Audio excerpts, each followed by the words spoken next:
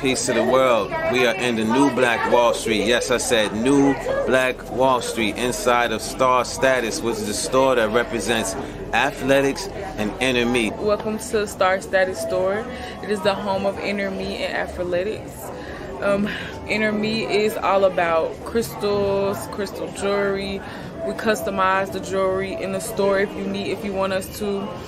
We have bracelets, earrings, necklaces, and then with athletics, we have the world's first conscious sportswear brand. Created sports logos and put it on sports apparel.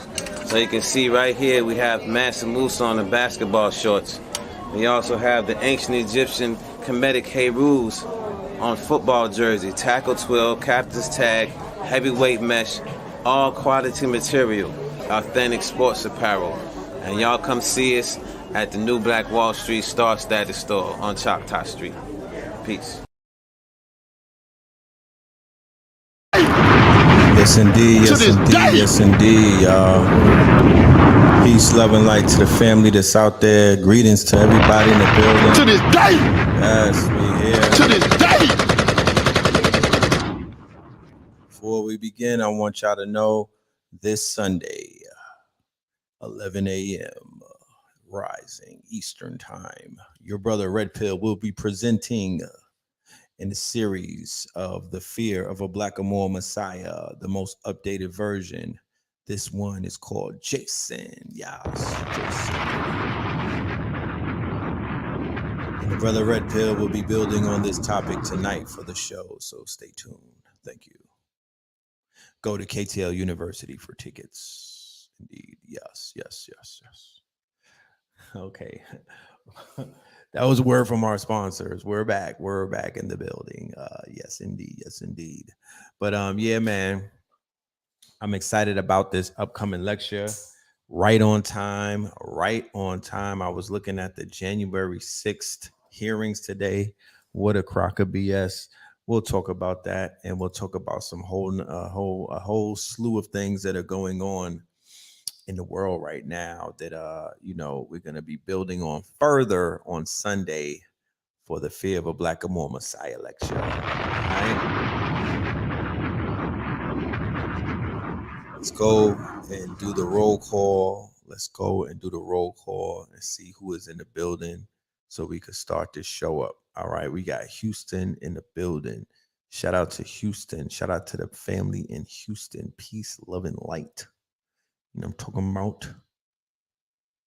Yeah, make sure when y'all on the way in and on the way out, you hit that like button. Do me that flavor. Jersey in the building. Shout out to Jersey. Denver in the building. Peace to Denver. Michigan in the building. I see you, Michigan. New Orleans, Oakland, Savannah up in this thing. What's goody, Savannah? Flatbush, Decatur, Rome, Georgia, Dominica, West Indies. I see a Phoenix is here. Tremont sectional or the BX. Memphis, Tyler, Texas, LA, Los Angeles is up in here. B. Moreland is up in here. Khalifa's up here. Illinois, the Carolinas, Kansas City, Gainesville, Georgia, West Side, Vegas, Texas A&M. I see Los Angeles is up in this. What up, Los Angeles? LA was popping. I think we may be seeing you next strong, and I'll let y'all know when it happens. But we looking at possibly being out in LA for the Juneteenth, the end of that weekend. D-Town, St. Louis, yes sir.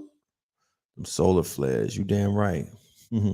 Jacksonville, Florida, Oklahoma, all right. Los Scandalous, Charlotte, Ohio was really goody.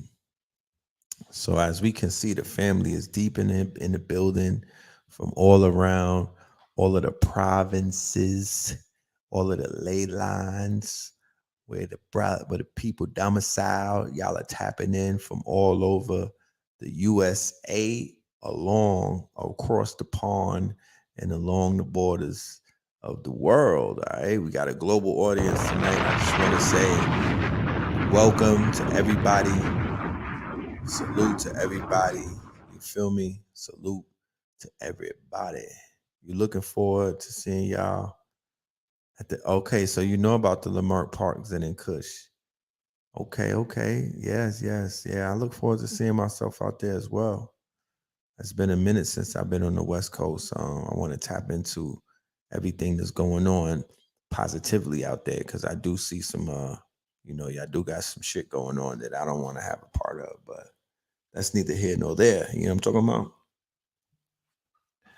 But yeah, man, how's everybody doing? How's everybody doing? Did y'all tap into the show that we did earlier with Sister Vicky Dillard? That was fire.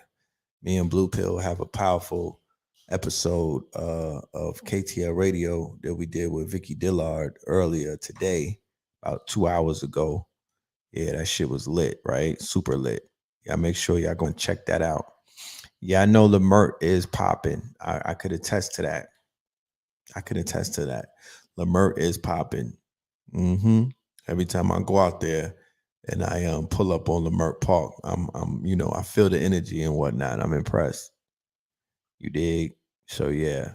If y'all didn't see that show, wait till this show is over and go and catch it. Okay. Yeah, I want y'all to be able to tap into the spiritual energy that this sister is channeling in her story and her words of wisdom. Everything is important at the end of the day. Like whatever she's doing, I would highly suggest the brothers and the sisters out there, y'all tap in. You know what I'm talking about? Because she's on one. Okay, Boston in the building. Okay, ball. Y'all feel tough, huh? Y'all winning games and whatnot. How y'all feeling? Y'all good? Y'all all right? Yeah, run that shit to the 7th game though. Let's see it go to 7. Let's see it go to 7, man. Yeah, man. So yeah, y'all can run that back when y'all. I'm gonna be here for about an hour. I'm not gonna be on this show for long. I'm still studying. It's ongoing. It's gonna probably be a 3 to 4 hour lecture that we'll be doing on Sunday. There's a lot to talk about, you know what I mean? It is a lot to talk about. There's a lot of shit going down. I promise you, like ever since the Scorpion eclipse that took place, that coincided with the Buffalo massacre, right? Where 10 people were murdered. That shit opened up a portal, bro, because it's been nonstop. You know what I mean? It was a lot of things going on prior to that. But the information and the stories and the narratives that are beginning to surface, they all are tying in to what it is, that we were talking about when the first incident went down, and they interjected the racist trope, or they interjected the psyops of a quote unquote race war, or when the situation happened in Buffalo and they basically begin to poison the stream. Or when I say the stream, I mean the stream of consciousness, what you were being fed through the mainstream media, through social media, and other forms of information that you get subtly, right? That you might not even realize. Because think about it. There's been hundreds of mass shootings prior to the one that took place in Buffalo. And I'm sure at least one or two of them were racially motivated. You can't tell me that none of these mass shootings that took place since the beginning of 2021, when there was almost 300 in total and whatnot, I refuse to believe that none of them had racial undertones. However, you did not see that broadcasted and put in front of your face. You did not see that being fed to you. You did not hear of that quote unquote fear campaign being rolled out. They were too getting busy with putting poison in the people. They were getting busy. They were too busy with their propaganda campaign, bending people's arms behind their backs and forcing their will, putting them under stress and duress and whatnot to do what? Voluntarily put themselves in danger. That's what they were busy doing, working on your blood and whatnot. They didn't have time for these propaganda campaigns of fear. Immediately after that spell began to wear off, they strategically planned something during a blood moon, a Scorpio blood moon at that, right? And an eclipse at that. And they put something together that has reverberated ever since the incident happened. There's been a reverb, right? That a lot of people can identify feeling and whatnot. And that reverb is bringing a lot of dark energy into the quote unquote collective consciousness. All right. So the collective consciousness are beginning to notice that there's been an uptick in shootings. Okay. Massacres on massacres. Some shit went down in Philadelphia. They sprayed the crowd and whatnot. 12 people hit, 3 dead. Situation just happened today, I believe. There was a situation that happened in Tulsa the same day of the 101 anniversary of the quote unquote massacre, right? There's a lot of shit going down. You feel me? There's a lot of things going down, and we're observing it the same way that an owl would observe all of the things that are going on in its habitats, right? We're being the observer. There's a power in choosing to be the observer versus then being the person that's on the cross being persecuted. I'm not being persecuted. My disclaimer personally, I'm not being persecuted. We're not being hunted. We're not being shot down. We're not in danger. You know what I'm talking about? We're not quote unquote in the we're not targets. No, we are not any of these things. We're not none of those. You know what I mean? However, there seems to be a group that is being quote unquote targeted. There seems to be a group that is being quote unquote hunted, but I don't know what that group is. I'm still observing. I'll bring my observation, and I'll bring everything to the table when I do my lecture and whatnot. But there are, and yes, we're not even in the Jason months as of yet. We're on the way to the Jason months. This is the buildup to the Jason months. On the heels of what has been going on in counterculture, right? Because counterculture is tethered to our culture. Counterculture would be what they're doing over there on that side. Counterculture would be whatever them with the Trump people are on to. Counterculture would be with the home with the contingencies on 4chan and 8chan that don't have our melon, they're not of our nationality.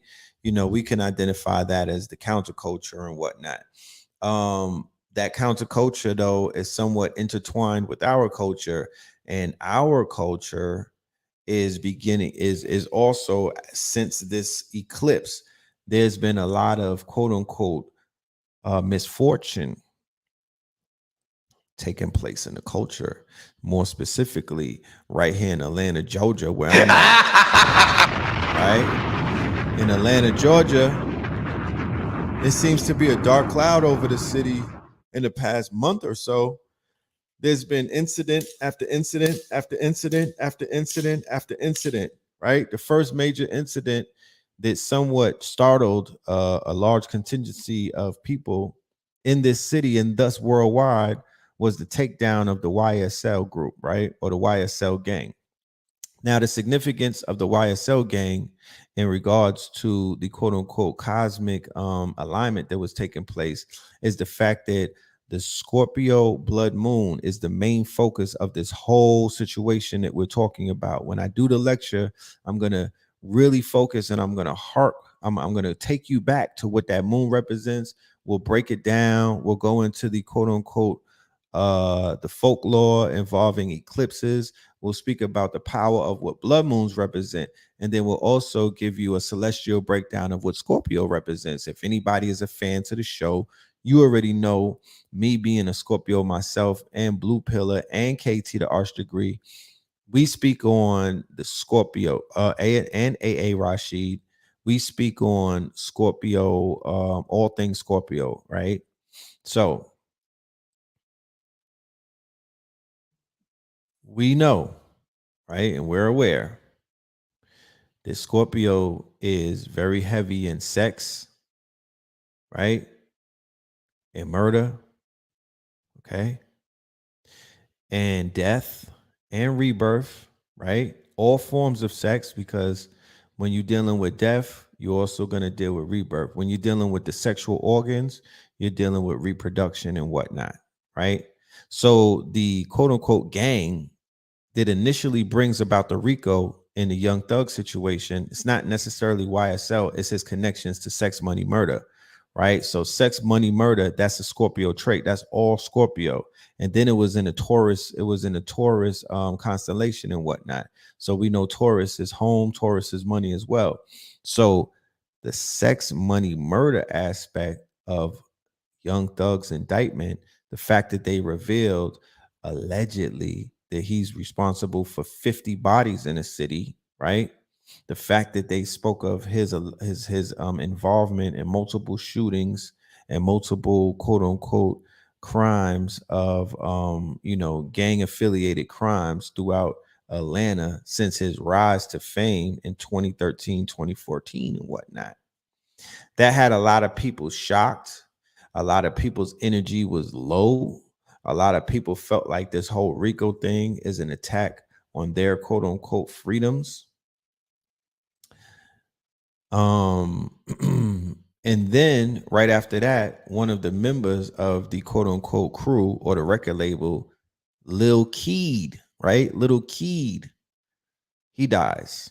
So Young Thug, listen to the names though, right? Because the great divine speaks through signs, and we're not using anybody's misfortune for any form of entertainment. I just have to put that out there, right? I just have to put that out there. However, we are going to utilize this as a teacher moment in all due respect, right? Respectfully. I don't get up here and ridicule anybody's misfortunes, because I don't wish bad on the next man, nor do I wish bad on the next woman, especially brothers and sisters, who have the potential to, be of service to somebody in their communities, right?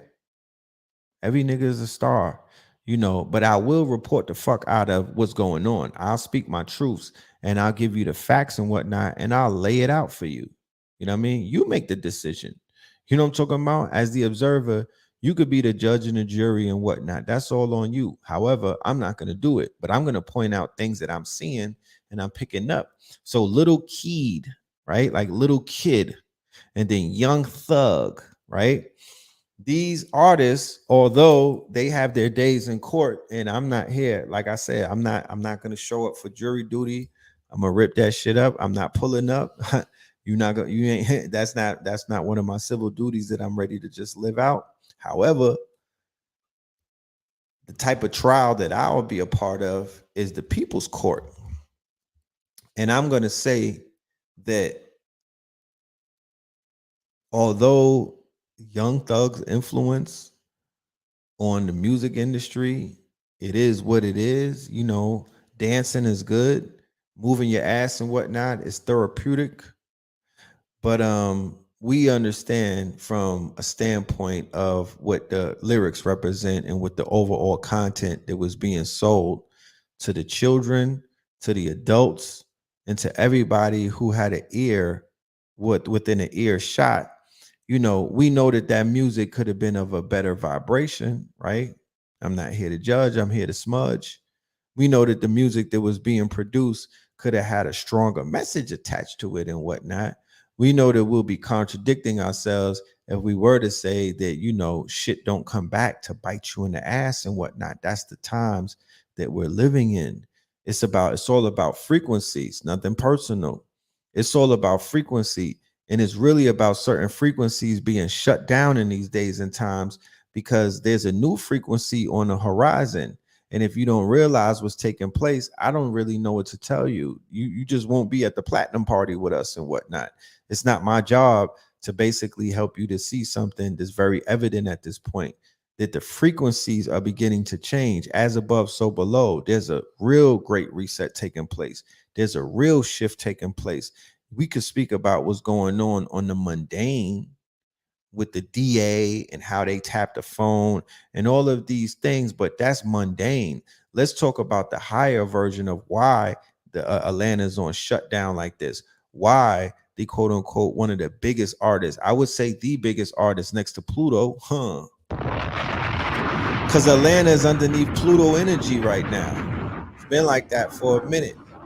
Atlanta's underneath Pluto energy, and dark energy or Plutonian energy or whatnot, where there's a lot of sex, money, and murder, right?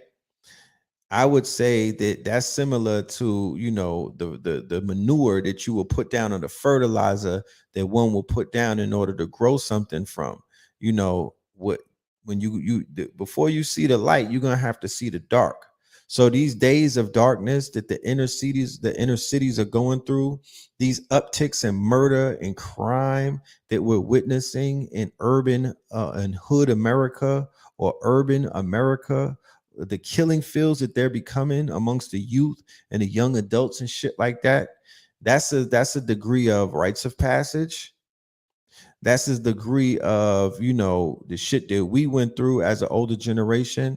That's a degree of our generation failing the younger generation, turning our backs, feeding them more poison, feeding them more gunpowder, feeding them more reasons to motherfucking buck and do the things that they do, not feeding them more formulas on how to make money the clean way, feeding them more toxicity, feeding them more ideals on how to rob and steal and whatnot, feeding them more quote unquote penitentiary chances. Niggas is just revert, you know, they remixing the penitentiary chances. And that's what a lot of our people are being influenced to take motherfucking penitentiary chances and to throw bricks. Henceforth, one of the biggest burgeoning stocks that are rising right now is the stocks in these federal prisons.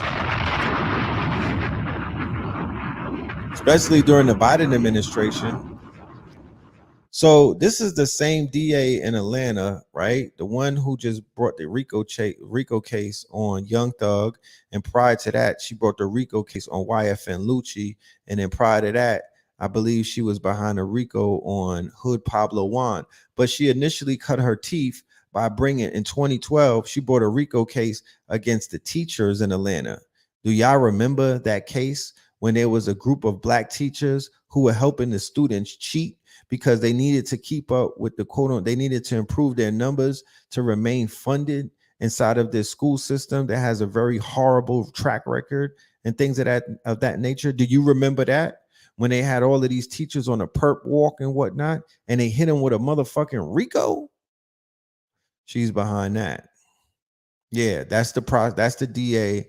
She wasn't the big dog back then, but she was a part of that team.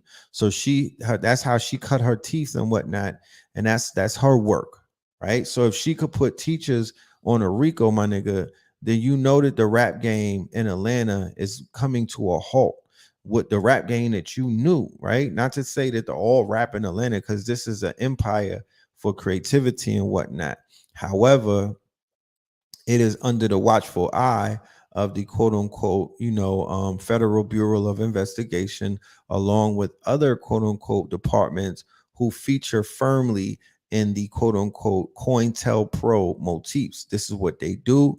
They look for those amongst our people who are messianic, who have the messianic energies to them, the messianic force to them. They follow them, they surveil them, and they provoke their ops or their beef or other people who they're at odds with.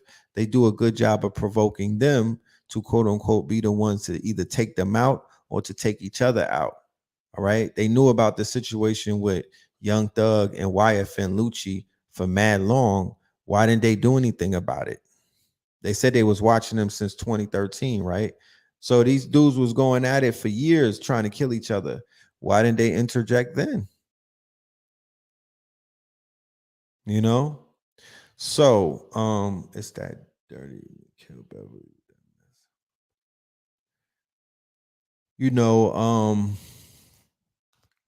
So we got all of this RICO going on in Atlanta. However, like I'm going to show you in the lecture, right?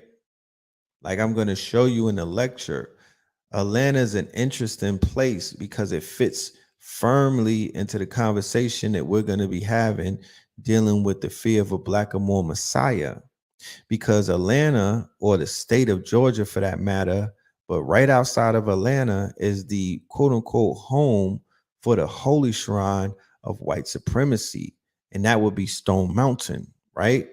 So think about Mecca, right? Think about the where the Muslims have to go for pilgrimage and whatnot, right? During Ramadan and things of that nature, right? So that's the same situation when you talk about this quote unquote white supremacy. And with white supremacy, you know, I always have to preface supremacy, I call it inferiority and whatnot. White inferiority, right, is a made up social construct. It is not, they don't have a history. Let's keep that in mind. There's no history of white supremacy. It was created. It is a social construct. It is attached to something called the lost cause. The lost cause, right, is diametrically opposed to critical race theory.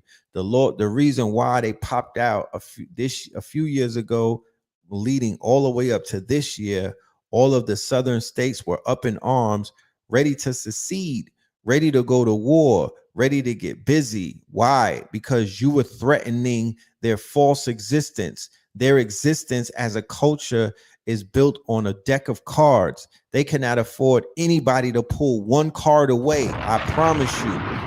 The Europeans or the Peckerwoods or the Caucasians or the Nordics that reside in the southern regions of America, they remade their history during the Reconstruction era by the hands of what you know as the daughters of the American Revolution. Those are the daughters. Those are the mamas. Those are the wifeys. Those are the thoughts of the goddamn Confederates and whatnot. The same Beckys and Karens that you niggas be running behind, they mamas got busy, and they were the ones who brought about change in the history of a whole group of people who got their asses handed to them in that war and whatnot. It is a revisionist history. It is not real. You don't know anything that you're being taught in these schools. You can't trust a goddamn thing. You are living in a construct. You are living in a false reality. You do not have the keys that you need to even look in the mirror and correctly identify yourself. Because of the work that the daughters of the American Revolution and the KKK and other terroristic, homeland terroristic organizations that rose up post-Civil War, right, and who use their influence and who use oil wealth, who use cotton wealth, who use politics and things of that nature to change the motherfucking books and to change history forever. You don't even know if the people that went to war in the South was white or black. You would never know. You would never know. How do you know some of them plantation owners didn't look like me and you? How do you know that the slaves that they were trying to free was not those scraggly looking dudes that look like homie that used to be with Scooby-Doo, Shaggy doing them? How do you know? The barefoot Confederate soldiers who used to have this war cry that you could hear from miles away that they talked about. They used to run through shit like banshees and whatnot, pillaging whole villages, burning down indigenous villages. How do you know that the Civil War wasn't really a war on the indigenous Aboriginal tribes who weren't even a part of the Union or the Confederacy, and they were just using that conflict as a cover to commit atrocities and to take land and resources? To this day. How do you know? To this day. How do you know? You have no idea. These people don't even know who they are. You don't know who they are. You don't know their history.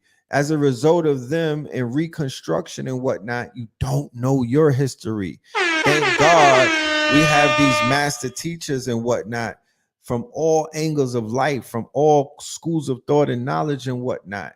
The ones who come from all walks of life, the Drew Alis, the Noble Drew Alis of the world, the Elijah Muhammads of the world, the W.D. Fard Muhammads of the world, the Marcus Garveys of the world, the Frederick Douglasses. I could go on for days, and if it you know, it begins to filter down to our master teachers, the Dr. Benz, the Dr. Clarks, and all of those collegiate academia and whatnot. They restored a lot of that stolen, broken history and that hidden history, and they were bringing it to the surface. And then we have our master teachers, the C. Freemanels, the TH3RD Beys, the Hakeem Beys and whatnot, the Moors, who dug up a lot of those dry bones and they breathed life into a lot of these stories that were hidden and whatnot.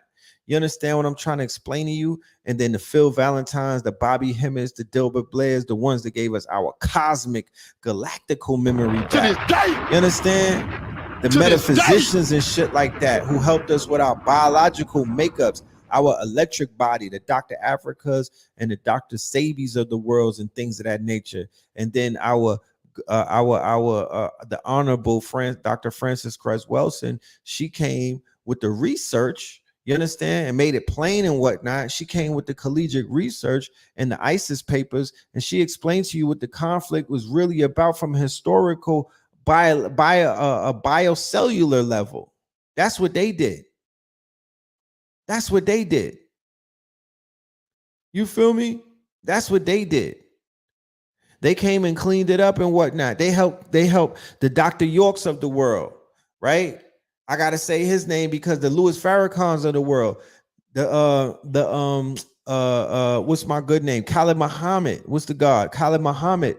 In my days when I was coming up, when I was one of the youths that are out here right now watching me, when I was 16, when I was 15, when I was 14, when I was 13, those were the influencers of those days and ages and whatnot, because the rappers were rocking with them. So we was rocking with them because the rappers was rocking with them. So Khaled was on Ice Cube's album. Farrakhan was being talked about by Public Enemy and a whole bunch of people. The Father Allah, he had a whole movement inside of hip hop with the gods in the earth.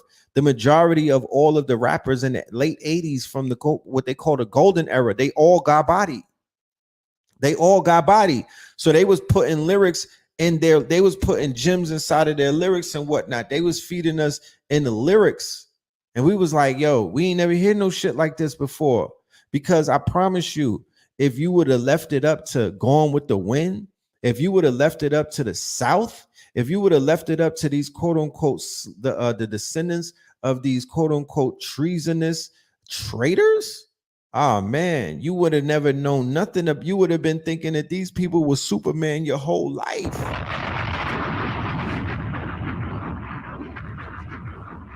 They worked hand in hand with Hollywood. They was in bed with Hollywood. Hollywood created a world that never existed. The antebellum South that they sold you and quote unquote Gone with the Wind, that is not a real world. That world never existed. That is a reality that was drawn up. That is a false reality.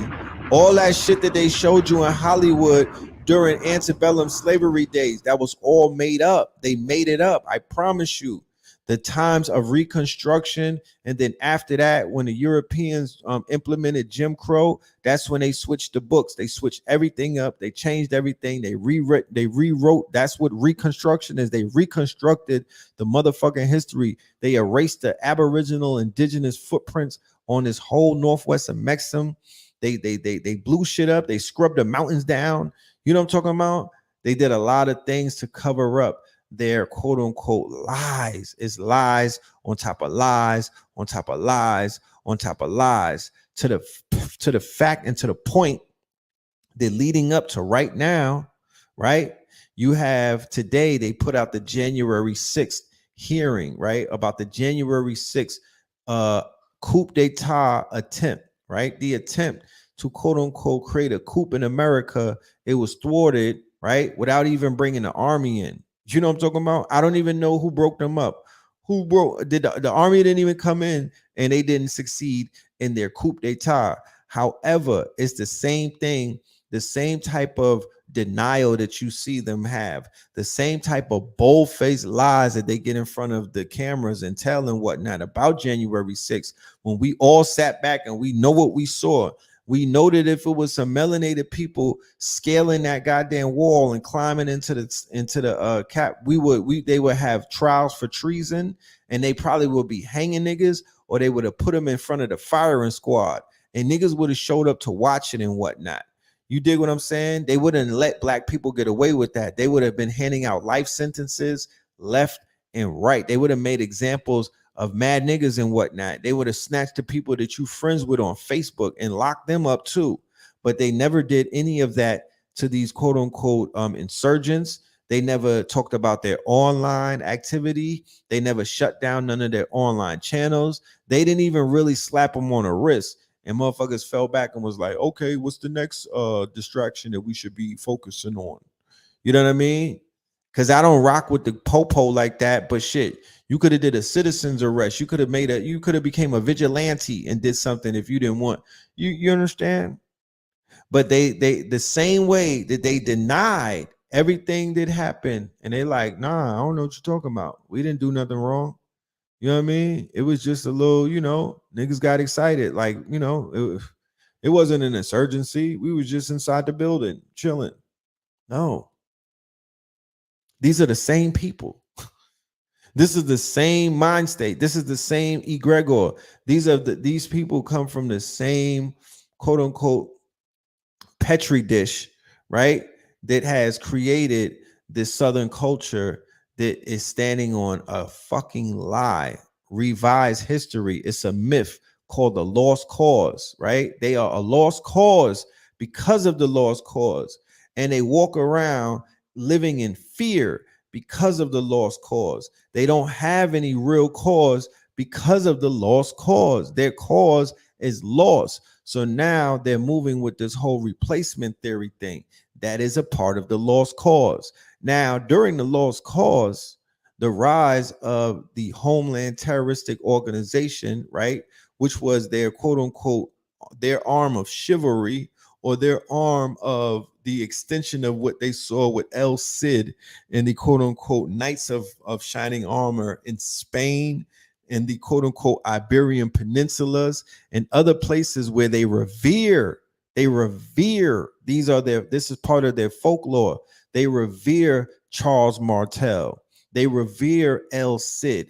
They revere all of these quote unquote icons who fought off the Moors, and they protected the lily white Beckies from them, right? They were the ones who were the knights in shining armors, right? Because they were the ones who defended the empire against the Muslim hordes, right? So anytime any one of them steps up these days and commits an atrocity in the name of protecting white box, that's what they're invoking. That's what they're invoking. They're invoking the historic valor of their medieval quote unquote defenders. You understand? That's what they're doing, right? The ones who defended their women against the Moors, or what they would call the Turks, or what they would call the Barbary pirates, or what they would call the Pirates of the Caribbeans and whatnot,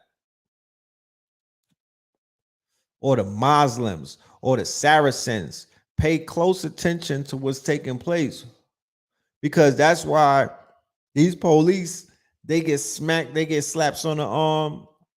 Oh, we're gonna fire you, we're gonna relocate you, we're gonna put you on trial for a year, then we're gonna let you walk and whatnot, because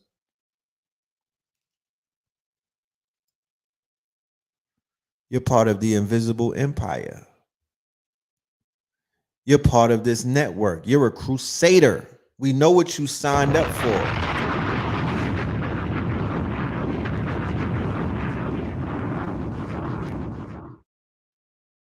We know what you signed up for. We know who you taking an oath to. You're taking an oath to the 14 words. That's who you're taking an oath to. You're taking an oath to a fraternal order. You're taking an oath to a fraternal order.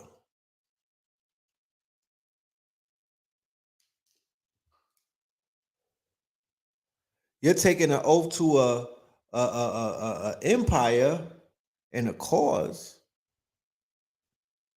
right? A cause that y'all have been fighting from time immemorial, right? This cause, right, is a collective cause that they have underneath the disguise of Christendom. That's why they're heavy on the Christianity type shit, right? And this cause underneath the guise of Christendom is to eradicate the Moors, right? At every turn and every stop. The same way that Hannibal Barca took a vow to forever go against Rome and to never fold and whatnot. They've taken that same vow to never fold against the Muslims, right? Or the Saracens, or what they call the Moors or the BLACKAMOORs. And it's even the Moors that who don't know that they Moors. And it's even the little Moors that they call the Moriscos and whatnot. They got all you niggas in the motherfucking scope. You know what I'm talking about? They got all of y'all in the scope. And they vow to never allow you to rise again, Hiram. Never from that shallow grave. So a lot of the things that you see taking place, it ties into that. And on Saturday, Saturn Day, the day before I do the lecture, we're going to go to Stone Mountain and we're going to bring our energy to Stone Mountain. And we're not going to Stone Mountain for no problems. You know what I mean? Because we don't need to. There's no reason for any of that. You know what I'm talking about? But what we're going to do is we're going to go there and we're going to tap into that energy that's there. And, you know, we're going to bring some people with us because they deserve to see that. Let me see some.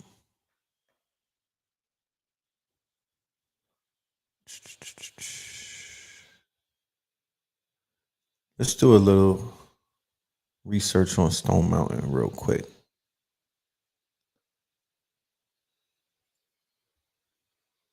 Give me 1 minute, y'all.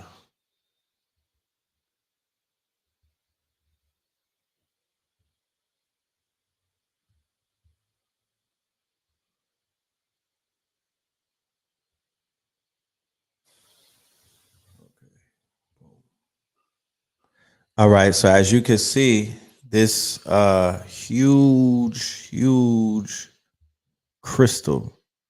All right, so as you can see, this huge.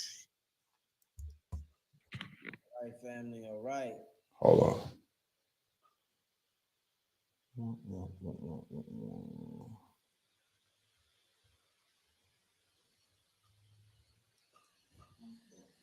That's an aerial shot of it. All right. As you can see, it is humongous, right? This is humongous. You know, this is a crown jewel. This is a centerpiece. This is this. They call it a mountain. This crystal, you know, edifice. This megalithic structure has some very powerful properties to it. We're going to touch on that in a minute. I just want y'all to peep how it's, you know, how it's surrounded by greenery, by a forest. That forest is Atlanta. I've said it on many occasions. Atlanta is an enchanted forest, right? It is an enchanted forest, okay, on top of a mountain. Because even though you see Stone Mountain right here, this is still on top of other mountains. Like it's still a mountainous region. And then all around it, there's 6 or 7 other mountains all around it. When you stand on the top of it, you'll see it. Okay. Stone Mountain gets 4 million visitors a year, right? So let's talk about how energy works, right? If there's an energy that's being quote unquote siphoned from that mountain, if there's an energy that's being tapped into in that mountain, right? If this quote unquote 4 million people who visited a year, if half of those people are looking at one of the biggest bas reliefs in the world, bigger than Mount Rushmore, and it is of 4 Confederate generals who were responsible for all types of atrocities, war crimes, treason, you name it, the terrorists of those days. So they have a laser light show during the summer, and during this laser light show, they light up the relief right there with the Confederates. The laser light show is on the faces and the horses of the Confederates. It's a major park and a campground. Controversy. Political debate ensued in 2015 related to Charleston church shooting, right? When Dylan Roof went and did the ritual, right? Right there near where the Civil War first started, in an all-black church where he killed a senator. Senator Pickney. So he had a political hit the same way that in the Buffalo massacre or the Buffalo shooting that just took place, there happened to be in the audience somebody who created a quote unquote a car that runs on H2O. This is a black inventor who was the security guard. He just so happened to be at work that day. The same way that Senator Pickney just so happened to be in Bible study with about 7 elders, and they all got murdered by Dylan Roof. So when Dylan Roof carried out that ritualistic, act of terror, he ignited a whole bunch of copycats, and he invigorated, and he basically radicalized a whole group of peckerwoods, right? Incels, teenagers, people who are part of a lost cause, to now, in a more cowardly way, because now they on the internet playing internet games, just trolling for just for the hell of it. It gave rise to millions and millions and millions of quote unquote radicalized people, I would say, because there's different races of people that are being radicalized. It's not just a European thing. So, okay, Stone Mountain, as you can see, there's a group of brothers and sisters up there. They have some people that are armed and whatnot. Great. So the Georgia chapter of the NAACP made a proposal to remove the carving. How convenient. Any changes within the state park will require approval by the state legislator. Stacey Abrams called for a sandblasting, right? She's running for governor, I believe, this year as well. CEO of Stone Mountain Memorial Association in October said they will erect a tower on a mountain with a replica of the Liberty Bell as a tribute to the I Have a Dream speech, now mired in controversy.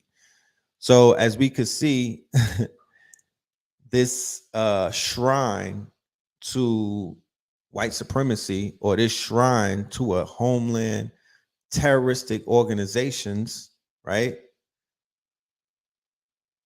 is a stamp for Disney. It's a stamp for the post office.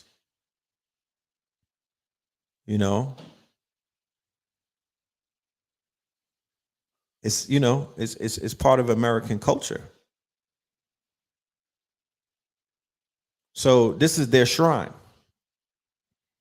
Okay, when they commit their acts of violence, when they do what they do, they know that they have a shrine that's dedicated to them and their movement and their ancestors, their American gods, right? With a history that's fabricated, that they made a mythology, they mythologized it, they made it a myth, right? They took them out of the world of defeat and disgrace. They lionized them, right? Through collective funding. Because it took them about 50 years to complete this shit. They tried to start it in the 20s and whatnot. And it's my humble opinion that this power of the ancestors was so strong that it folded them. It shut them down. Recession, world wars. People lost interest. They ran out of money, no funding. It only picked back up in the late 60s after the quote unquote Brown versus Board of Education verdict came in. And then all of these quote unquote Peckerwoods and these people of this inferiority complex, they kicked into high gear, and they haven't slowed down since.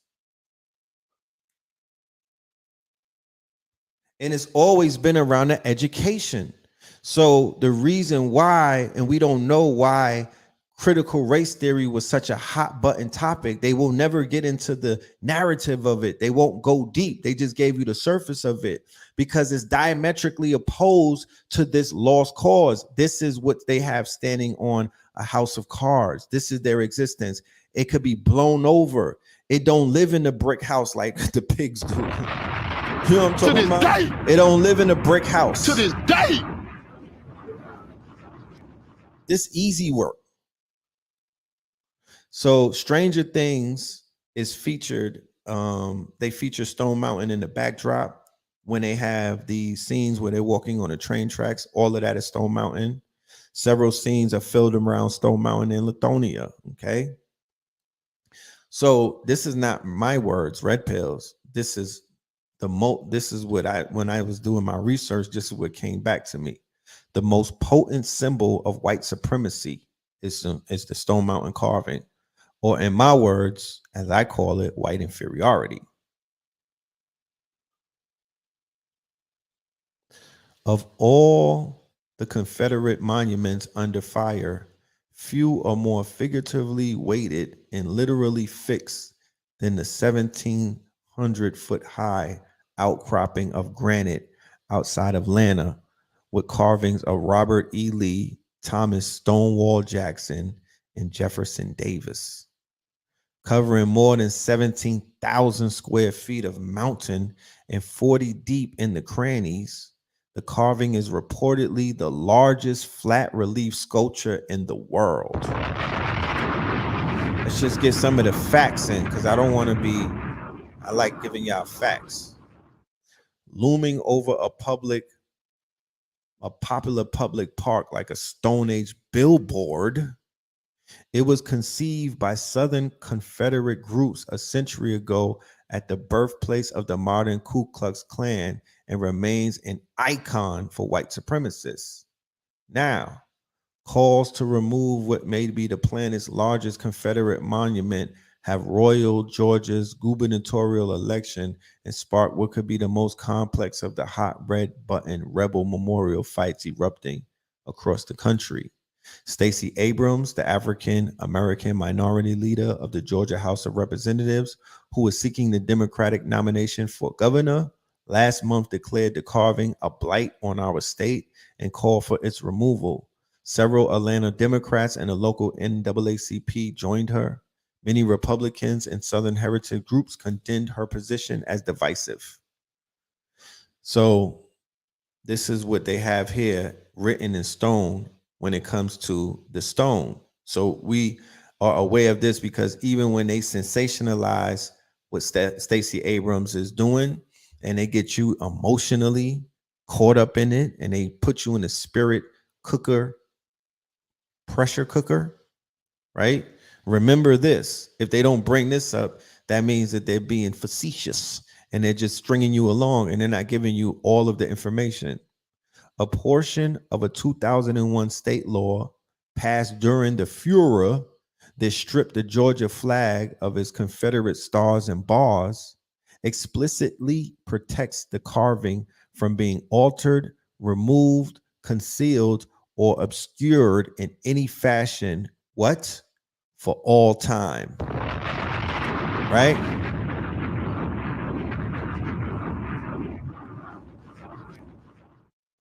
So remember to always bring up so you don't waste your time and nobody plays with you. Okay? And they don't treat you like you don't know what the hell is going on. Just say, look, what about the state law passed during, during the time when they were taking your Confederate stars and bars off the Georgia flag, finally. What about this shit? What about there being a law that it can't be altered, removed, concealed, obscured in any fashion for all of time?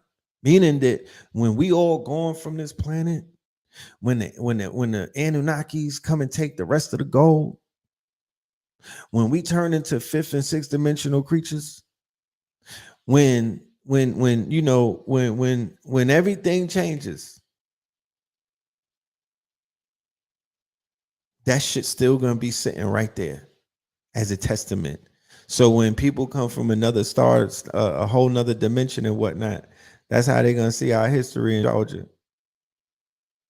So that's what they're telling you. So either somebody has to create something of a, this they could bypass whatever that legislation is, or, you just got to get in touch with Shango and create some type of lightning storms. You know what I mean? You better start get Storm on the bat phone and see what she could do. But yeah, that got to go. So there's a whole story about how it even came about. Like I said, I'll get into it. But this whole story of what you call the lost cause, shit has all been fabricated. There's nothing that you can actually believe. From all the way from, it goes beyond just the Civil War. They reconstructed everything. You understand? They switched up everything.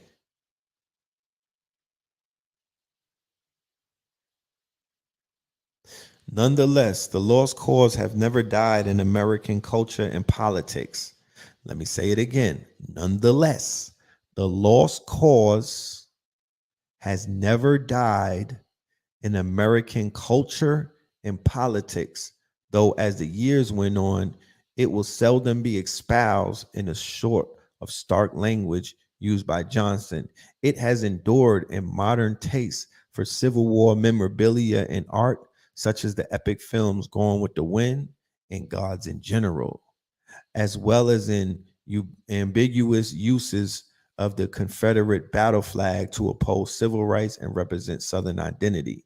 Many civil rights advocates have argued that state right traditions rooted in the Confederacy may have been used by advocacy groups, including members of the modern Republican Party, to suppress the voting rights of African Americans and other constituencies. Confederate mythology also inspired a horrific mass murder by a young white supremacist at Emmanuel AME Church in Charleston, South Carolina in June 2015. And it was a component of the hate-fueled worldviews represented in a large white supremacy march that ended in one death and dozens of injuries in Charlottesville. So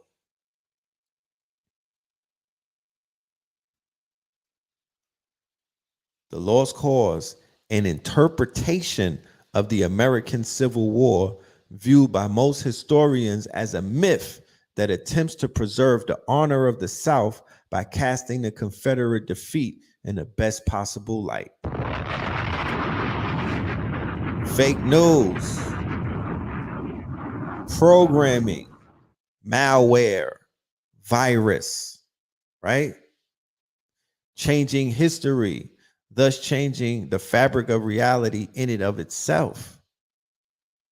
Shifting the truth. So everything that you've seen in Hollywood that spoke about who you were, you have to watch, you have to look at that with an air of contempt, because you can't believe anything that they're telling you, because they're letting you know that they intentionally had to change.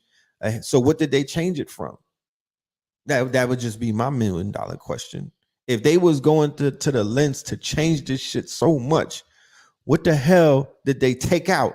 What was changed? And don't just tell me some simple shit like, oh, nah, we won. They just didn't want to admit that. They just want to say that they won. No, nigga, that it's not that easy. They was doing a lot of rearranging and scrubbing and taking a lot of shit out and emitting and emoting and burning book. No, nigga, it ain't just no regular they won. It ain't no regular they won. They reconstructed some shit. It's come on now. Come on, Gina. It attributes the loss to the overwhelming Union advantage in manpower and resources, nostalgically celebrates an antebellum South of supposedly benevolent slave owners and contented enslaved people, and downplays or altogether ignores slavery as the cause of war. It became the philosophical foundation for the racial violence and terrorism employed to reserve Reconstruction and for the reimposition of white supremacy in the Jim Crow era. Its acceptance in the North as well as in the South facilitated national reunion following the war, but at the cost of the civil rights of African Americans.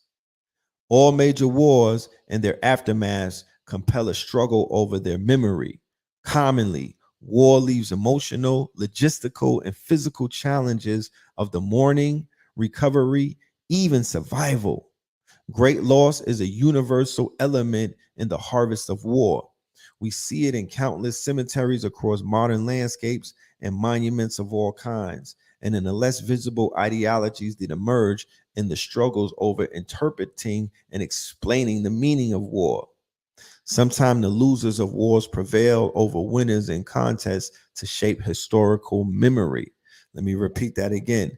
Sometimes the losers of wars prevail over winners in contests to shape historical memory. In part, this was the case in the United States in the late 19th and early 20th centuries. After the Civil War, white Southerners, both surviving ex-Confederates and the next generation of their children, and their Northern allies constructed a lost cause tradition. They fashioned a potent and racially exclusive version of the nature and meaning of the war, as well as the period of Reconstruction.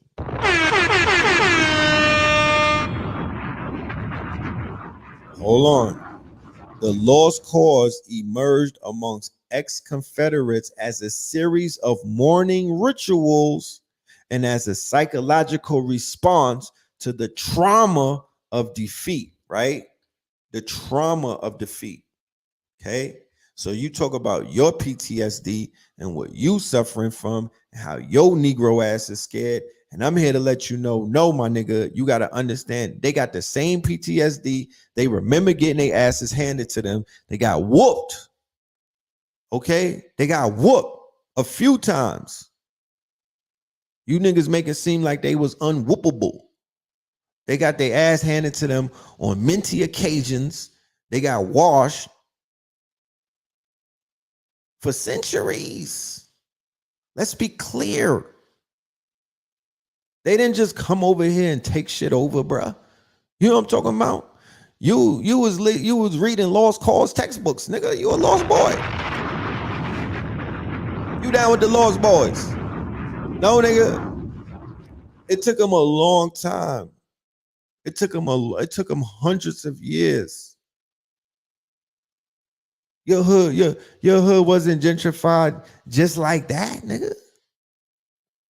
These cities didn't become Caucasian stomping grounds overnight.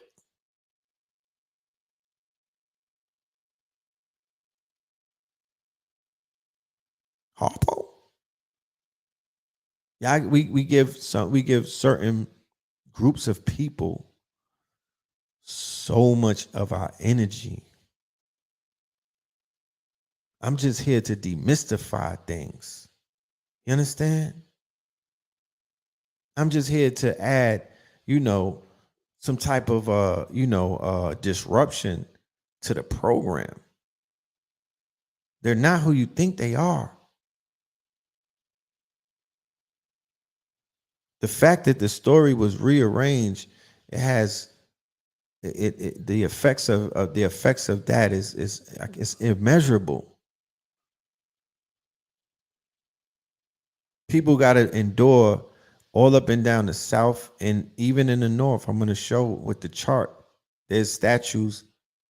They got busy with there's statues everywhere of the Confederates. The ones that they handpicked too, the European ones.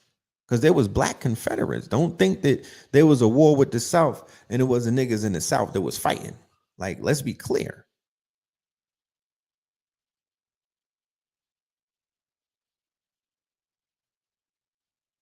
But this is all Indian land. You think this didn't have nothing to do with them taking the land, bro? You think this ain't had nothing to do with them taking the? You don't think after the smoke cleared in the Civil War, that a whole bunch of tribes wasn't dead? I mean, you know, my spirit is telling me other than that. But here, the battlefields of the Civil War, a lot of the major battles took place in Atlanta, Chattanooga, Tennessee, Nashville, Fort Henry. You know what I mean? The majority of the major battles was right in the heart of this shit. Right? Then, of course, you had Missouri popping off, Lexington, Springfield, Ozark Plateau, all you Ozark fans. Mississippi, Vicksburg, Baton Rouge. Yeah, but for the most part, if you're looking at the same map that I'm looking at,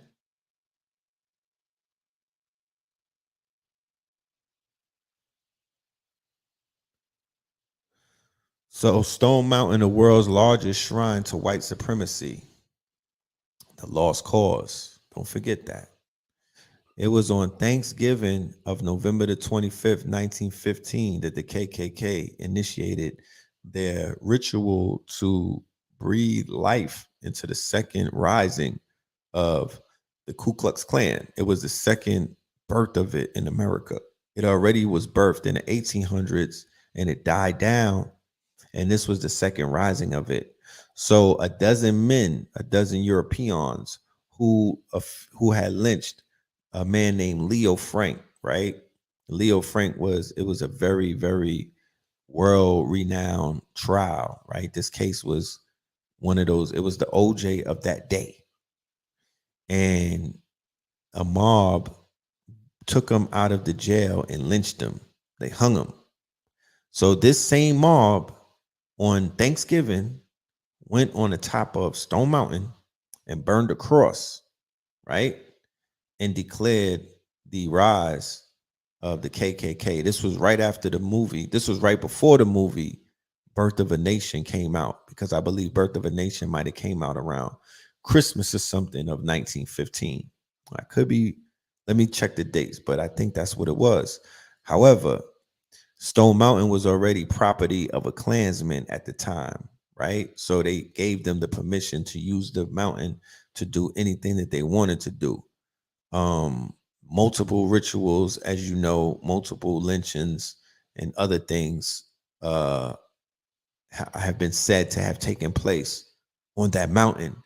There's even talk of the Atlanta child murders and something, you know, tying into some of the sacrifices and the rituals being done on Stone Mountain by people that were part of that occult, quote unquote, organization and faction, you know what I mean, which were rumored to be behind the murders instead of Wayne Williams.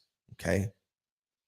So that energy on that mountain is an energy that is reverberating once, you know, people are being ritualized on that quote unquote crystal, right? Because that crystal, that granite, it has some magical metaphysical properties to it. So originally, right? Originally, before the arrival of the quote unquote Nordics and whatnot, that was a sacred meeting ground where ceremonies and things of that nature were taking place by Aboriginal indigenous tribes. It was sacred, right? Not only was it sacred, but it had walls erected on it. It had all kind of structures that were on the mountain, right? It was not just a regular mountain, as you will see when if you climb up it any time of these days and times and whatnot. It has been completely stripped, blown. You know, the structures have been destroyed by dynamite and things of that nature. They've been bulldozed, however. But prior to that, there were structures all around the mountain, okay? Prior to them blasting and quarrying the mountain, because it's been blasted. It's the most quarried mountain, I believe, in America. The Daughters of the Confederacy and the Sons of the Confederate Veterans, they are fronts for the erection of the 400 plus monuments that are across America. They started doing this in the 20th century. in response to civil rights gains after Brown versus Board of Education. So after Brown versus Board of Education, when we were being integrated into their school systems to be lied to, when we were being integrated into their educational systems to be lied to the same way that the Europeans were being lied to, versus us having the option or the ability to learn from people that look like us who would tell us the truth. So once they started integrating us into their quote unquote schools, then the quote unquote other groups, the invisible empire, and these groups had to get funding in order to carry on the myth that was going to be taught to people throughout schools in America that look like me and you. Hold on.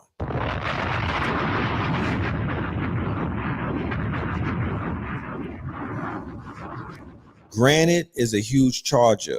The mountain was called Crystal Mountain by Spanish explorer conquistador Juan Pardo in 1567. He was looking for tribes around the mountain for their mysticism, Native Americans, their secrets, their elixirs, their magic. They wanted to explore this new wild world. In the 1700s, Stone Mountain becomes a landmark to colonizers and settlers. In 1822, it officially becomes part of DeKalb County. In 1847, Granite Mountain officially becomes Stone Mountain. It was Granite Mountain. It was Crystal Mountain before that. Then it was Granite Mountain. Then it's Stone Mountain, right? Look how the name begins to deteriorate and how that shit goes, like how how your name deteriorated. You were called, you had your aboriginal name for things. Then they started calling it the European interpretation of an Indian thing, right? Then they have just this basic shit that they call your name now. You're a Negro, you're black, you're colored, but you had a colorful name before. You had a name that evoked power when they had to say it. Your name was so powerful, how about they couldn't even say it?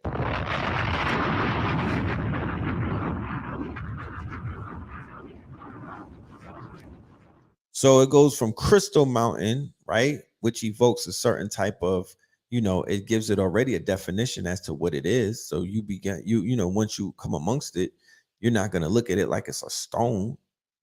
Then it becomes Granite Mountain, which is still cool. Like, okay, that's giving me some insight, because once you go and say, hey, Alexa, what's granite? Give me the properties of granite. It start telling you how magical granite is. And you be like, oh, shit, I could tap in. But if it's a stone, you're like, what the fuck is that? I'm just going to climb this shit. You know what I mean? Like, I don't want to, you know what I mean? It's a pocket full of stones. That's the same thing with the word. That's the same thing. That's a great analogy to how they got us as a people with these fucking titles, with these colorful terms that are not us. So when you just say that's a nigga, or that's a black nigga, or that's an African American, or that's one of the blacks, that doesn't have the same type of resonance that, yo, he's from Wakanda. That's a Congolese. That's a Nigerian. That's an Igbo. That's a Zulu.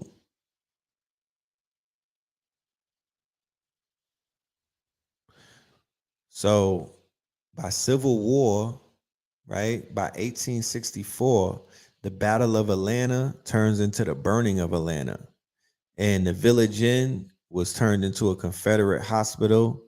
The Union troops, they implemented something called a Southern necktie. That's when they pull up the train tracks, start wrapping them around the tree trunks to stop the supply line. The granite from Stone Mountain was used in the building of the state capitol and the U.S. Treasury. Granite has metaphysical properties. Granite emits a larger EMF electromagnetic field. Spiritualists say that EMF helps spirits appear. The stronger the electromagnetic field, the easier it is for the spirits to appear. Arabian Mountain is the second granite mountain out here, and Stone Mountain acts as a charge and electromagnetic field. Okay, so this is this is granite. This is what granite looks like, right? Some people have the granite countertops and shit like that. You know, so that's what the granite is. There's properties to granite. Uh, Many people believe that cemeteries are breeding grounds for astral activity, not because they house corpses, but because of the large quantity of granite. If you're not of the opinion that Grandma Billy's ethereal body is hovering over his own corpse, then this theory might appeal to you. Cultures that have highly regarded granite are the Aboriginals, Mayans, and ancient Egyptians.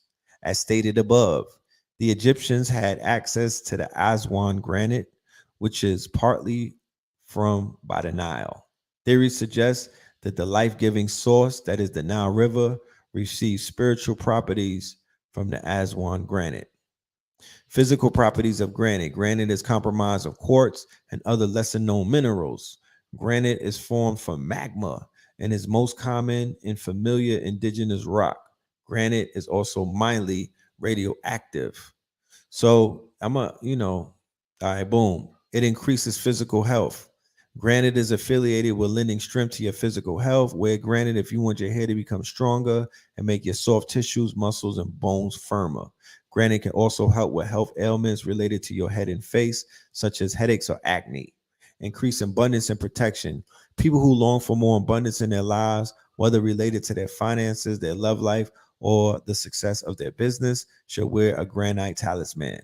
It is also considered a guardian stone that offers protection, what makes it the ideal gift for children or people who have high-risk jobs like military personnel. You know, when your children be picking up these stones and whatnot, and you be like, yo, put that shit down. What are you doing? We don't pick up stones over here. Like sometimes you gotta know what these stones are because they could have just be naturally responding to what their spirit already knows. You feel me? They could just be naturally responding to the fact that they're naturally magnetically attracted to something that has a powerful electromagnetic resonance and whatnot. And these children be knowing. They be knowing. So we should really pay attention, take a picture of the stones that they pick up and whatnot, and go and do the research on what those are. Because they might be teaching you something. So yeah, this is part of my lecture. You know what I mean? Like we could be here all night. There's a lot of stuff to talk about. But I'm just giving y'all a glimpse of what we're gonna be getting into. You feel me? There's a lot to be talked about. I'm just giving you a glimpse.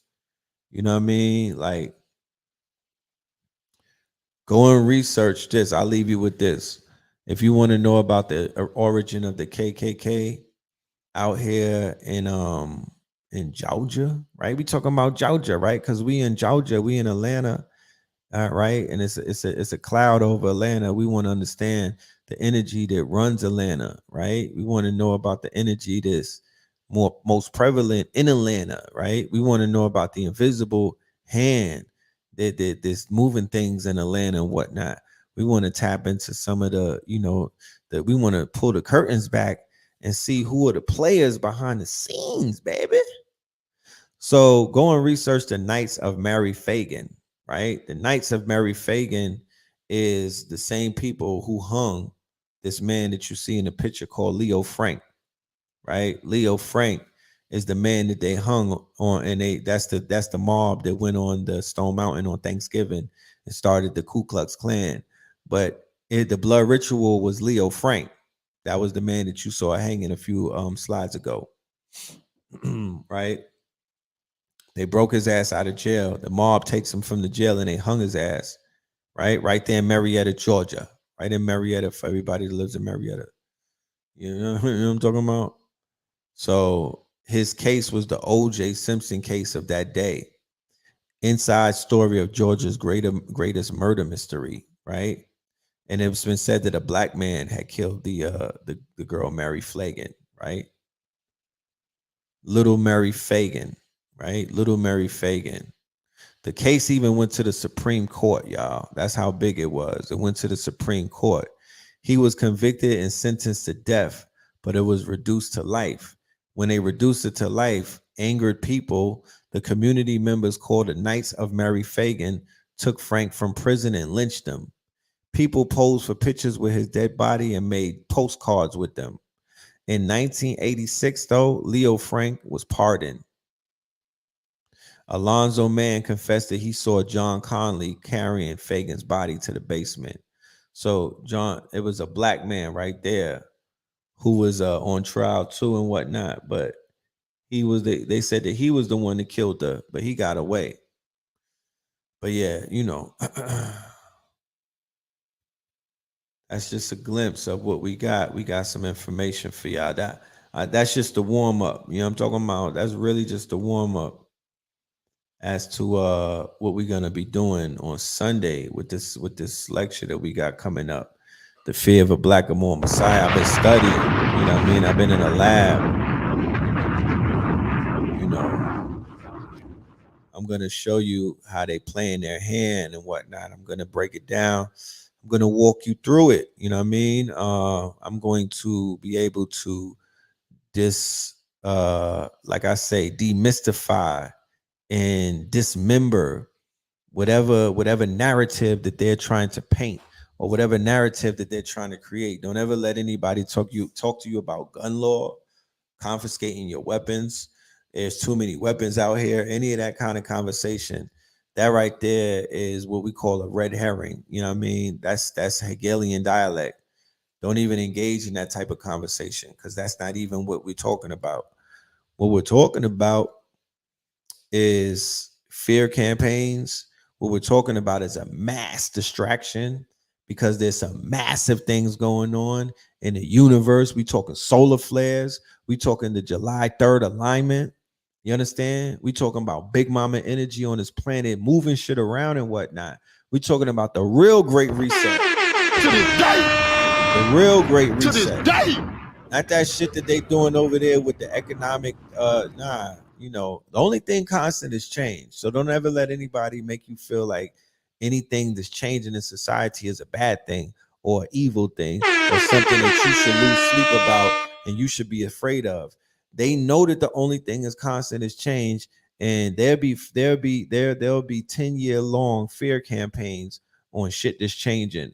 Yo, AI is coming. They're gonna have automated things, bro. Wow. There's automated things right now, nigga. Like, that's what people don't realize. They putting you in fear about a reality that already exists. They're making you afraid of a reality that's coming when that reality already exists. I was in the supermarket the other day. It was a robot in there, and he was following me like it was the security. And this was a skinny robot. I could have kicked them over and whatnot and took off. You know what I'm talking about? This was an old lanky robot. They didn't even have the audacity to send a Terminator after me in the supermarket. You know what I'm talking about? This nigga was like he was on a hoverboard or something. He could spin around. Like, automated, that's already here. Niggas is in a Tesla getting neck on the way to fucking, Coachella. You know what I'm saying? Handless. They not on the steering wheel. They just chilling. They got driverless cars now. They got automated Ubers. What are you talking about? Robotics, nanotechnology, all of that shit, biogenetics, that's all a part of the future. Get used to it. Quantum mechanics, quantum technology, the quantum internet, quantum machines, like all of that is here. That is all here right now. Don't get tricked out of your trick bag by these tricksters who are stirring up fear, confusion, distractions, and they want you completely out of your fucking mind so you can't think for yourself, so you can't make conscious decisions and whatnot, so you can't be looking at yourself 100 years from now, and they don't want you to find yourself. They don't want you to discover who the fuck you are in these days and times where it is of the utmost importance. That's what they don't want. They don't want you gathering. They don't want you linking up. They talking about monkeypox. They don't want you to be getting no side money and whatnot. They don't want you to be investing. They don't want you to break out of this matrix. They don't want you to live your life as a digital nomad. These are the things that it seems that they don't want, but they can't stop. You know what I mean? These are the things they don't want you to think for yourself.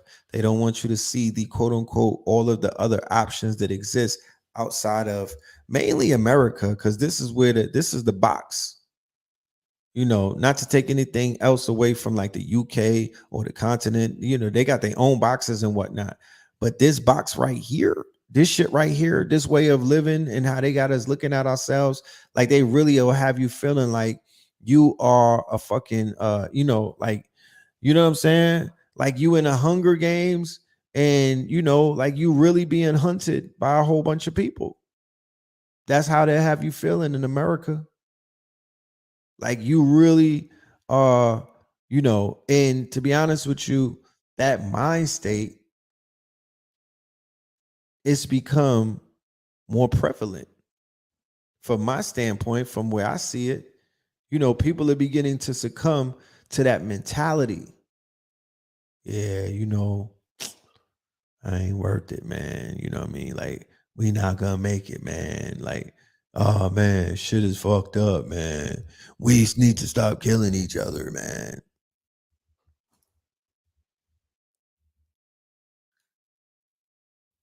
You know.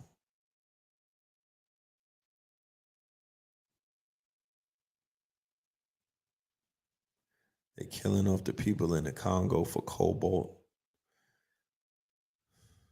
If that's what they're doing, y'all should send some people to the Congo to protect them people. If that's the case, just can't keep you. You just gonna sit back and let them get knocked off, huh? For the cobalt. Yeah, real quick commercial break, yo. Uh, once again, on Sunday, 11 a.m. Eastern, right? We will be online giving a lecture that will start at 11 a.m. and end between the hours of 2 and 3 p.m. Only on KTLUniversity.com. This lecture will be entitled Fear of a BLACKAMOOR Messiah, Jason, which stands for the months of July, August, September, October, and November. All right. We're going to be breaking down all of the psyops that are taking place. We're going to be breaking down the alignments that are coming, that are going to be upgrading all of you who are in alignment, who are tapped in. You know what I mean? The ones that are doing the inner work, the ones that are, you know, that are prepared and that are ready. We're also going to be talking about all of the incidents that have been taking place, like I said, ever since the blood moon, the Scorpio blood moon took place. There's been a shift in activity, an uptick in violence. There's some unexplained things that are taking place that people want answers for. So we're going to bring some research to the people and, you know, do our due diligence and bring the research out and do some decoding and whatnot. You know what I mean? Because the great divine is definitely speaking through many signs, and I could see it. I could read it clearly. I could see the writing on the wall. And as in all times, there's nothing to worry about. There's nothing to be fearful of. You know, this is actually a time to rejoice. This is actually a time to celebrate. This is actually a time to plan for, you know, your wildest imagination. This is actually a time to create. This is actually a time to tap into, you know, many of you that were in your comfort zones. This is a time to tap into something that may not be your comfort zone. That can't, you know, that's not for everybody, but for some people you can relate. So that's on KTLUniversity.com. You could click on there and get tickets if you are, and that will be recorded and it will be available for replay for perpetuity for all ticket holders. And also, this show is independent and it is not sponsored by any corporations and things of that nature. So this is independent, melanated media, and I appreciate every single patron that I have, everybody that's out there that is supporting us. Yes, thank you for hitting up the Cash App # Phil Moreland. That is much appreciated. You know, things of that nature. Yeah. Jason Bourne. Yes, yes. We'll also get to Jason Bourne as well. We're going to talk a few things, a few Jason things. You know what I mean? Jason and the Argonauts, you know, yes, yes. We're going to get into a few things. Jason Bourne mainly being the Manchurian candidate or the MK Ultra candidate, right, or the MK Ultra prospect who underwent his torturous training and whatnot to make him a killer, a trained killer, right, a programmable killer, and how this programmable killer wound up, turning it, seeking revenge on his torturers. So we're going to ask questions about some of these shooters that we see running around, doing what they're doing and whatnot, and committing these acts of uh, not just violence, but violence on a scale that is almost indicative of what the MK Ultra were creating with their soldiers and whatnot. Yes, they're handlers. Um, I'm getting a lot of vibes, especially from the Buffalo shooter, that he may have been a Manchurian, that he was also under mind control. And I'm also doing the research to bring about I want to do my own independent research to see how many of these mass shooters are unvaccinated and how many are versus how many are. I would love to see the stats on that, because there's something that there's $1,000 somewhere in my Cash App that could show. I'm about to put 1,000 on it, that the majority, a high percentage, I would say at least 80% of the last shooters in the last 3 months, right? I would say 3 months. There's been an uptick in the last 3 months. I just want to crunch those numbers. I could care about anything else. Just give me the all of the shooters from the last 3 months. If there's independent researchers out there that want to jump on that with me, hit me up. You know what I mean? And we'll go ahead and we'll dig that up. But I wanna find out what is the medical history on these quote unquote these mass shooters. You know, you said Maryland just had a shooting, 3 dead, 1 critical, 3 minor. Yeah. We head into a red summer. We head into a red summer. Not only are we heading into a red summer, but we allegedly are heading into what they're gonna say is stagnation. We already are in inflation, and there's rumors of us heading into a recession. So, moving forward, moving into the month of July, I would that's a whole nother conversation that I'm ready to have. Probably even bringing back the Stream Chaser series, and we do something where we show the people 44 ways to, or 44 income streams for 2022, for the second quarter of 2022. What are 44 new income streams that you can tap into for the rest of 2022 going into 23? Because I really feel like that right there is going to help feed a few children, you know what I mean, and get some people in a better situation than they may have been. So what? So they don't get put under the fear paradigm. There's no stronger fear than when the economy crushes or falls or falters, right? And you can't afford the bare necessities, right? That's a level of fear that everybody is not prepared from. There are some people that could give they could care less about whatever. So they're gonna be like, I'm gonna eat regardless. There's nothing gonna stop me from putting something in my stomach and whatnot. However, the way that this society is built and whatnot, we know that there's a larger number of people who probably cannot fend for self. So that's a fear campaign that I want y'all to look out for. But I would really, I would really suggest, right? Just a suggestion, I'm not your advisor. I would suggest that you get ahead of that shit. You understand? I would suggest that you get a few steps ahead of it. I would link up, right? We were in Atlanta last Strong In, and we were at the Tassili event, Return to the Garden. And I told the audience, get into planting some food, or collectively become an investment group and go and buy some acres.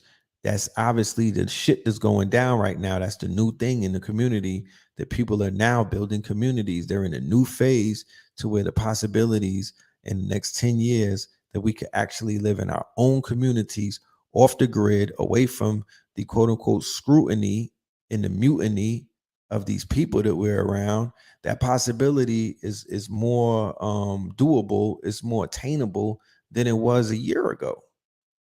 So who's stopping a collective from going and purchasing 50 acres to grow your motherfucking food so you don't gotta be a beggar? So you don't gotta be a beggar. Like, you could go ahead and, you know what I mean? Like, there's so many black farmers, I'm sure they will hop at the opportunity to be a part of that endeavor. There's so many people that's getting into the bag these days of all age demos and backgrounds and whatnot. There's so many ways, there's so many income streams and ways to get to it. 100 acres, fuck that 40 acres. That ain't even enough right now. 100 acres and up.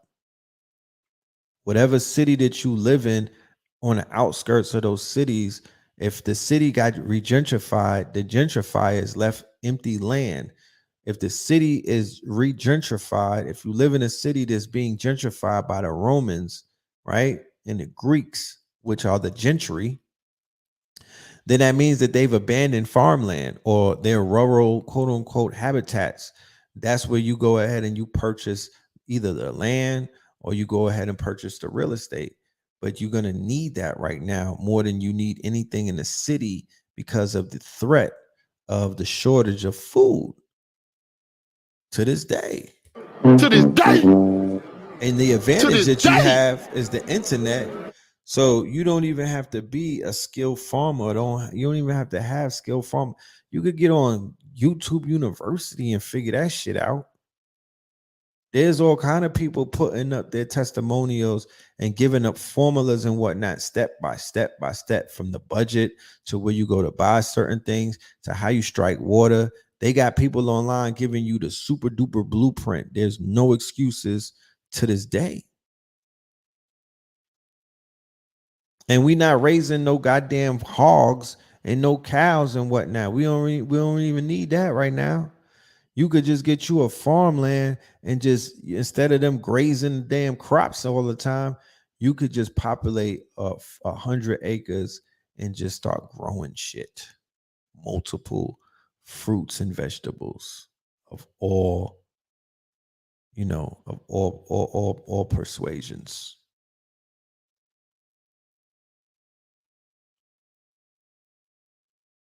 The Rock paid $10 million for a 50-acre ranch outside Atlanta. You see?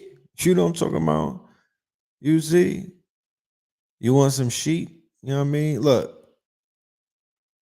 Yeah, grow your shrooms, grow your trees, and grow your plants. Grow your raw food. Grow your grow your all kind of shrooms, psilocybin, right? Noon tropics. And then have your ganja upon deck. I mean, that's the trifecta right there. You could get hempcrete. There's 2,500 industrial possibilities for hemp alone. You could start selling pounds of that good Zaza. You know what I mean? This a strain that you created.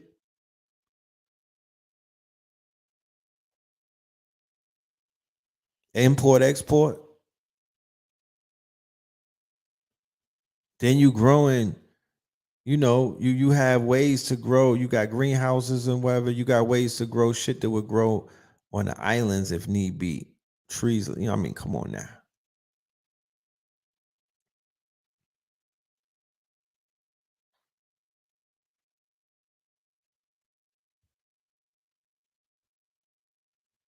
That red pill kush, that's right. To this day. It's lit. To this day. It's lit. It's lit. Yeah. Definitely that red pill kush. Grow the watermelons. Look, they got a whole grow the avocados and hope that the cartel don't come after you. Grow the strawberries in Florida. Grow the mangoes. Like, you know what I'm talking about? Grow the kale. Grow the soursop. I just had some soursop just the other day in a drink. Get your soursop. Sell what you grow. That's right. I will have a food truck leaving the land, going into whatever city is out there, and just go ahead and bubble all day and bring back some bread and whatnot. You know what I'm talking about? Like, or just go on the weekends, or have or on the land that you purchase, you turn it into a whole thing every weekend where people come up, you know, where people pull up and just patronize, and they come to celebrate and they enjoy themselves the same way that they do at any other festival or an event. Come on, like, it's easy at this point. It's easy breezy. It's more so the work that needs to be done at the lower levels, like real brothers and sisters coming together with a purpose and standing on it and being true to each other and giving each other at least 6 months to a year of each other's time, because you can't lock in with a person in 2 weeks. You can't lock in with a person in 2 months, damn near. You need to at least be around somebody for a certain amount of time to lock in. The same way that some of us have been on job sites for damn near more than a decade and whatnot. We can't stand our coworkers, but we locked in with them. They done seen our babies grow up and shit like that. And there's certain lengths that we'll go to hold the coworker down. That ain't even family and whatnot, but there's certain lengths that we may go to because we locked in with them. You spend time with somebody. So the reason why this community, there's an issue of things being built and whatnot, is because there's not enough people that are willing to lock in. And I understand that we're all on our journey and we're all seeking and whatnot. Some people don't have time to just stop and lock in, or they don't know who to lock in with. They might not even know how to lock in. You feel me? So people are just scattering and they're all over, and it is what it is. It is what it is. But I know for a fact, and this is once again common sense. You don't have to be mad deep to get it. It takes a while to lock in and to get some shit built with not just an individual, but a team. You got to be committed. You got to be committed. It's not as easier said than done, but you got to be committed. You got to be willing to show up even when you don't want to show up. And everybody cannot do that. That's not a trait that everybody can follow. Everybody can't even stay on that type of schedule or stay on that type of time or stay with that energy. That shit dissipates.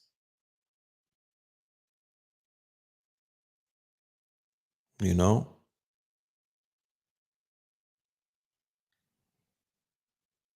So yeah, man. Once again, you know, like I said, it's a lot of stuff going on in the news. We probably not gonna cover every single thing, but we are definitely gonna cover a large portion of what's going on, and we're gonna add narrative to it. We're gonna interpret it, and we're gonna put it where it needs to be put. All right. Because these news channels, they just gonna put you under the fear paradigm. Even some of these lecturers, they're not even gonna give you the right information. They're gonna put you under the fear paradigm. Mainstream media, social media, all of that shit, that none of that shit is there to serve us, you know, in times like this, to get us in a proper place mentally and emotionally, right? First and foremost, before anything, emotionally through our heart, mentally in our minds, and everything else falls into place. But I found that it was time to bring this series back and to teach on this topic, because I was watching this shit building up and I'm like, oh, hell no. I already see what they trying to do to the people. Nah, I see them playing their hand. I already see it. I already know what they doing. They trying to put y'all underneath the new spell, and it's working. Once they killed those children, that's when the shit really kicked in. Remember that? The elders in Buffalo, that was the primer, right? It was the primer. It wasn't the initial quote unquote spell. That was the primer. That's when they shed blood and consecrated that weapon, and he consecrated the manifesto. The manifesto is probably what the kid in Texas read and whatnot that radicalized them and made them kill them children and whatnot. The manifesto is the one that's going to create more of the copycat murderers. Him with the initial shooting in Buffalo, that just set it off, and he did it properly on that blood moon day. He did it properly on the day when it was going to cast the biggest. Remember, because the eclipse will cast a 6-month shadow. So he did the shooting on Saturday, I believe, and the moon was on Sunday. Right? Moon was on Sunday. So while people was in their fields, while people's mind, while their energy was in mourning and whatnot, because old civil rights people, elders and shit like that were just slaughtered on live stream, right? It wasn't like it was something you could see it. You could see that. You could see everything in high definition. It was almost like a video game. Then you could read the manifesto. Then you could go online and look at the gun. The way that he had it is like an NFT. The nigga had writings. He consecrated it by carving on whatever these words were, which act as like a sigil and whatnot. So now everything that you see coming after that is a part of this quote unquote psyops / ritual that people are a part of and might not even realize it. So we got to dig into that. We got to dig into that, man. You know what I mean? And that's just one thing, but we're going to talk about the BLACKAMOOR messiahs, once again, rising power to my good brother Trouble. You know what I mean? A Scorpio. He was November the 4th.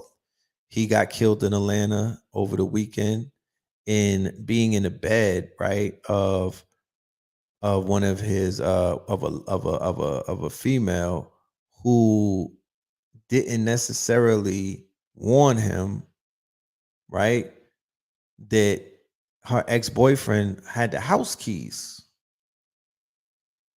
So the ex-boyfriend, right, who's a disgruntled ex-boyfriend, but he was a new ex-boyfriend.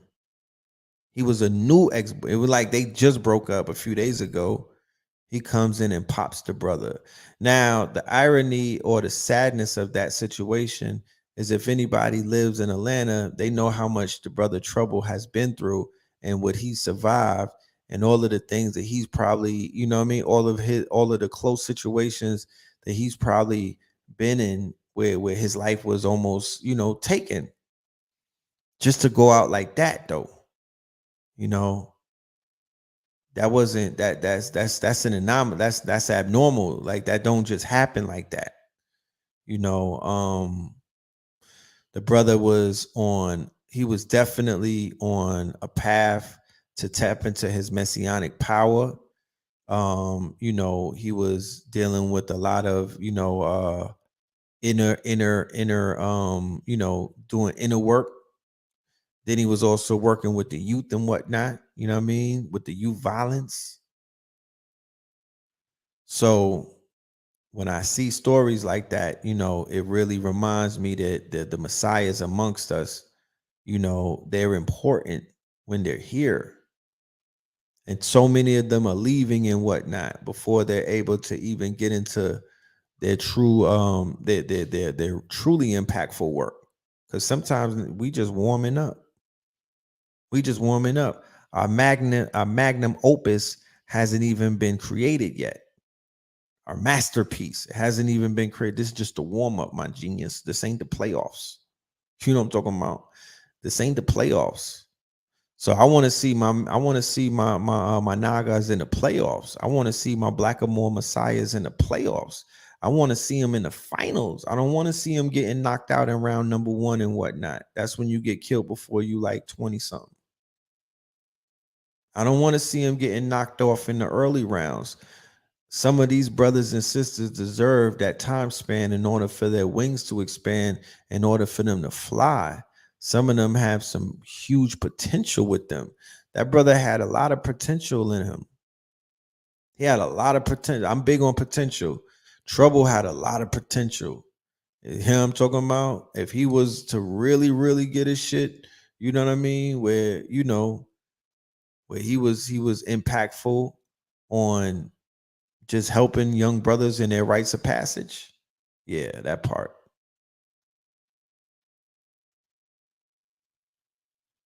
You know, fellas, and I'm speaking to myself too, because I done slipped up in life. You know what I mean? I can't act like I wasn't you know, like I wasn't in danger, like I haven't endangered myself in situations, you know what I mean, where I knew better. Just leave it at that. Where I knew better. You know what I mean? And one slip up, you out of here. You don't get no second chances for this shit.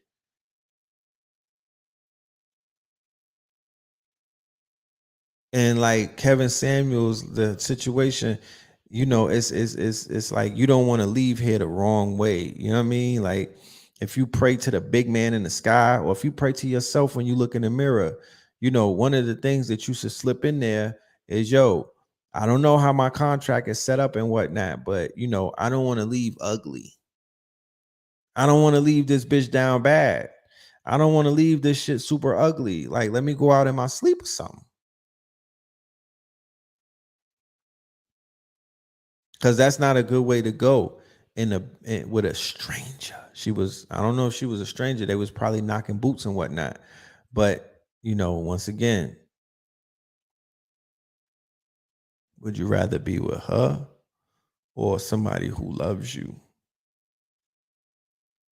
and only you for that moment?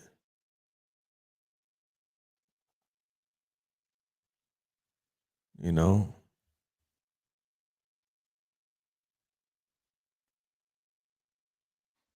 You know, that's crazy. Like to die in the bed or the bedroom of a shorty that you're going to slide to, that you're going to see, and her ex-man pull up with the biscuit. Yeah. That ain't it right there, Jack. You know what I mean? That is not it. That you know, no box is worth the graveyard, right? The fuck? No siree. I hope y'all learned a lesson in this one right here. It's a lot of lessons coming out of Atlanta. They should have a master class. Atlanta's teaching. They pushing P, my nigga. If you know what you seeing, Atlanta is pushing P. They are teaching. They're learning niggas what not to do. You feel me? They teaching. You pay attention. Real talk. Atlanta is teaching. Kevin Samuels done died out here. It's some shit going on in the A, bruh. Metro Boomin moms, her husband killed her. Little Keed. Trouble. This all since the fucking eclipse, right? But once again, this is where that mountain sits. We don't know what kind of rituals are, you know, we don't know what kind of spell is over this town. This town got the highest potential of many towns that are out there and whatnot, or whatever you want to call it. I don't call it a city, it's a town. This town has enormous potential. You feel me? This town has enormous potential to shake the pillars of the world, not just in song and dance, not just for drill, not just for trap rap, not just for the strip club, my niggas. That's a balance. That's one spectrum of it. That's just a balance. The potential that Atlanta has is to really be on some modern day Atlanta shit. That Atlanta has high potential to really be a disruptor in many different sectors of life. It has the potential, but that potential won't be realized until those who are carriers of the potential realize, how to carry out the the mission at hand. Because it is almost mission impossible, but it's doable. But it ain't easy though. It ain't easy, but it's a layup at the same time. If you understand what I'm fucking saying, it ain't easy, but it's a layup at the same time. It can happen in 3 months or 6 months. This whole city could switch around, and the energy that's coming out this bitch could be shaking the pillars of the motherfucking world. Facts. To this day. Promise you. To this day. I promise you. This is what I do. You know what I'm talking about? I roll dolo from state to state. Like this is one of my skills. I already know. It's almost like I'm an angel investor. I call myself an archangel investor. But I know when shit is about to pop. I know potentialities of certain type of brands and companies or whatever. This is a company nonetheless, and it has the potentiality to be a lot bigger than it is. And I'm speaking more so about the community of the magical wizards and the warlocks and the brujas and the quote unquote occultists and the revolutionaries and the evolutionaries. There's so many different names. You know who the hell I'm talking about. We are in the South. You understand? In the shadows of some shit that's standing on a fucking book of lies, a bed of lies. I can't live comfortably in a place where everything is built on a lie. That's going to have some type of reverberations on my quote unquote reality that I'm constructing and whatnot. I would rather live in my truths, speak the truth, emit the truth, teach the truth, spread the truth, stand on the truth, and let this shit fall where it must, and do it. Let the chips fall where they may.